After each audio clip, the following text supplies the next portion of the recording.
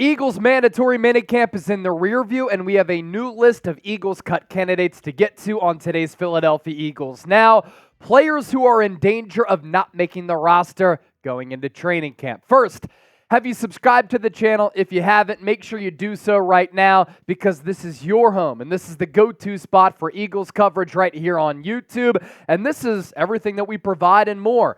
Daily Eagles shows. We hit everything from news, rumors, and analysis. We do live shows during the year, watch parties for every single game, and we involve you, the listener, you, the viewer, you, the fan. So hit that sub button, join the Eagles Now family, and let's start our Eagles Cut Candidates show right now.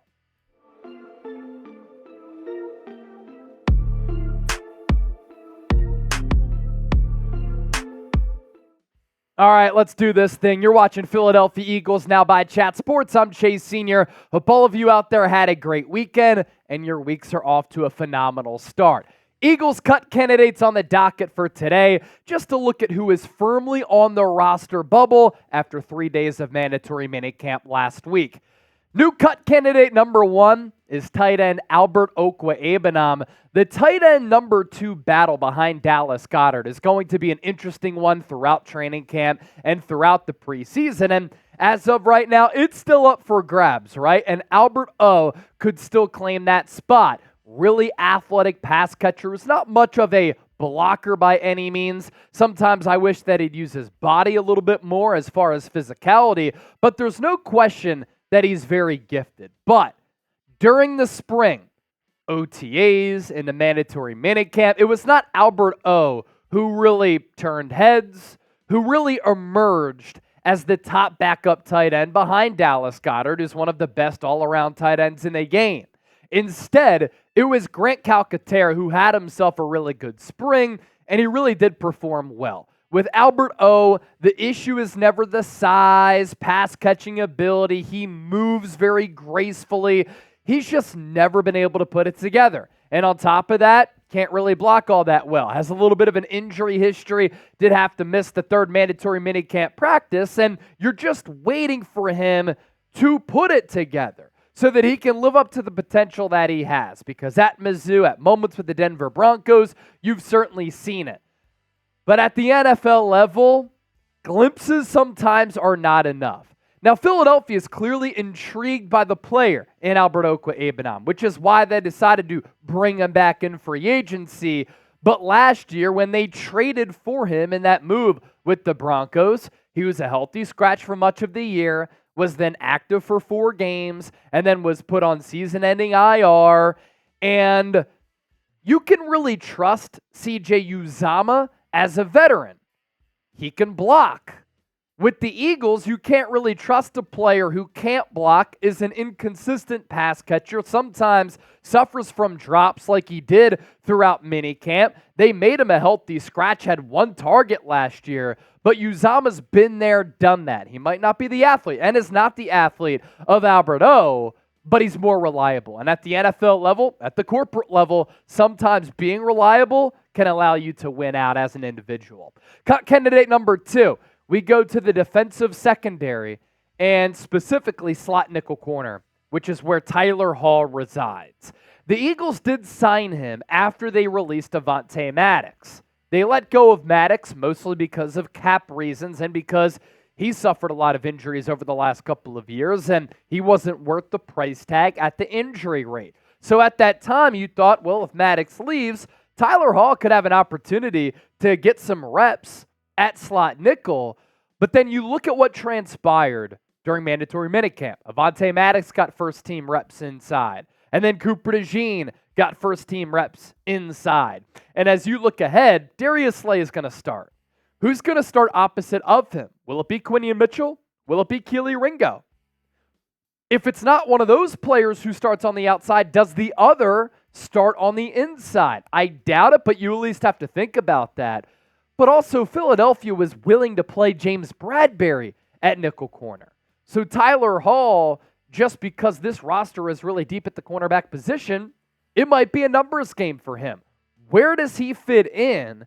Because that position group has a lot of depth for the first time in a long time. Now we go to Oren Burks, the second level of the Eagles defense at that linebacker spot. Signed by the Birds in free agency. Last couple of years, a very good special teams player with the San Francisco 49ers. And before that, a very good special teamer with the Green Bay Packers. How many linebackers will the Eagles keep on the initial 53-man roster? If it's 5, do you go away from this 5? Devin White, Zach Bond, Jeremiah Trotter Jr., Nakobe Dean, and Ben Van Sumeren.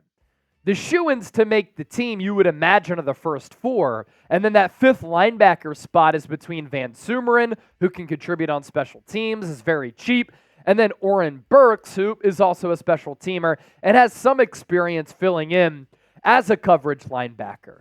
There's no doubt that Oren Burks is a really good special teams player, but the other players on that list can have special teams and have upside, and some of them a little bit younger than Oren Burks. So do you want to try to take a chance on a player who is younger, maybe a little bit cheaper, who you could see becoming a little bit more than a special teamer in the future, and you want to start to groom and develop that player? Because let's be real, Oren Burks probably is a proven commodity at this point in his NFL career.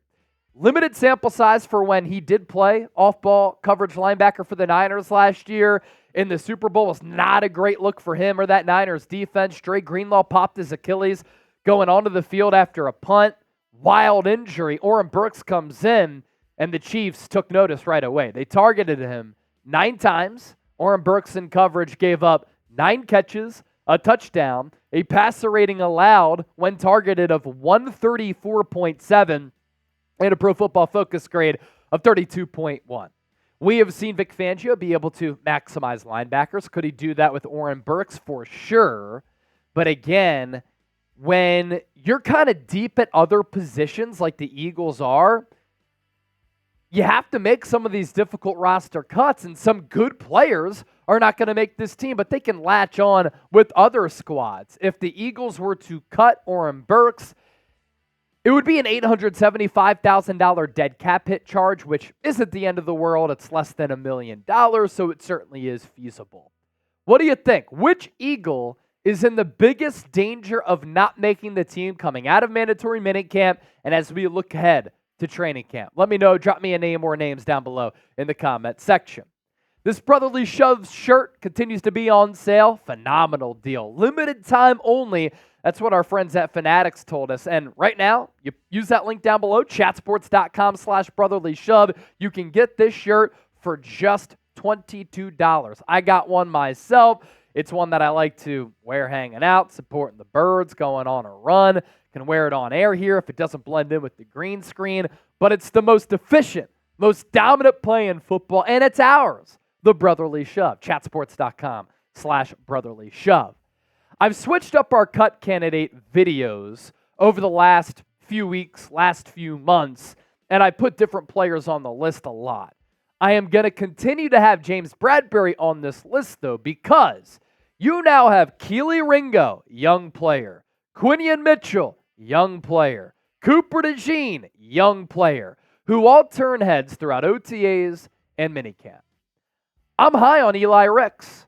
As a UDFA last year, for a bad defensive scheme with awful defensive coaching, Brandon Graham even said as much pretty much by saying we had wrong defensive coaches in certain positions. I was impressed with Eli Ricks. I thought he played pretty well. I like the length. I like the physicality.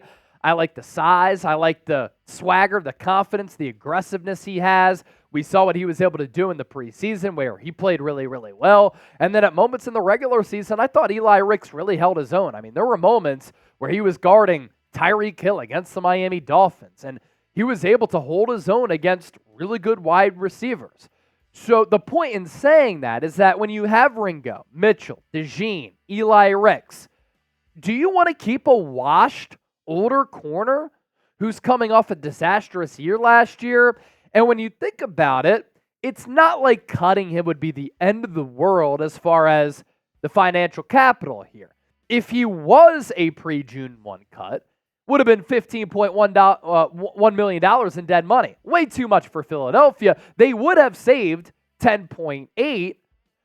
And if he's a post-June 1 cut, you can still do this.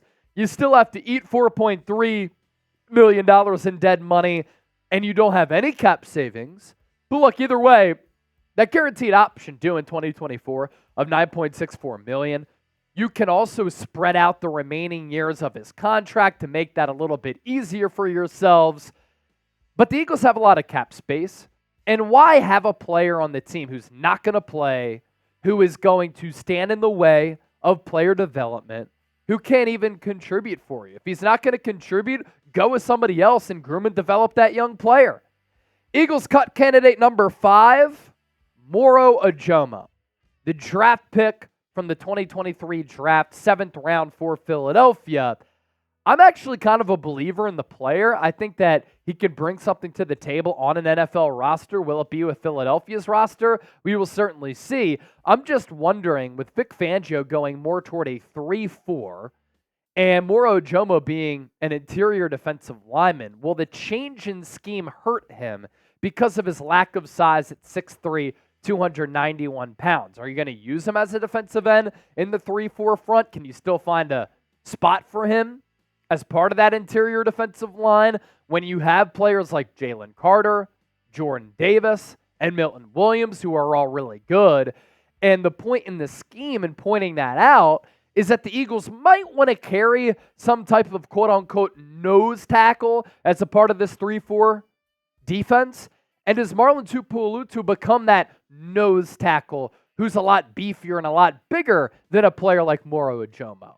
The downside in cutting him is that he's only 22 years old, soon to be 23. So he is a young player with, I believe, a lot of upside, some quickness and burst off the snap. And this isn't to say he can't play. I think he can. This would be a tough choice for Philadelphia here if you were to let go of the player. And I think that he would be able to go to a different team and be able to be a successful NFL player. Be sure to give me a follow on X. Give me a follow on Instagram at Chase_Senior. Same handle on both platforms. I put out a lot of long-form content, obviously, here on Eagles Now, but I put out some short-form content, overall sports thoughts, and all that on my social media pages. So give me a follow. Make sure you say what's up. Thanks for watching the show. Don't forget to subscribe, and we'll catch you next time here on Eagles Now.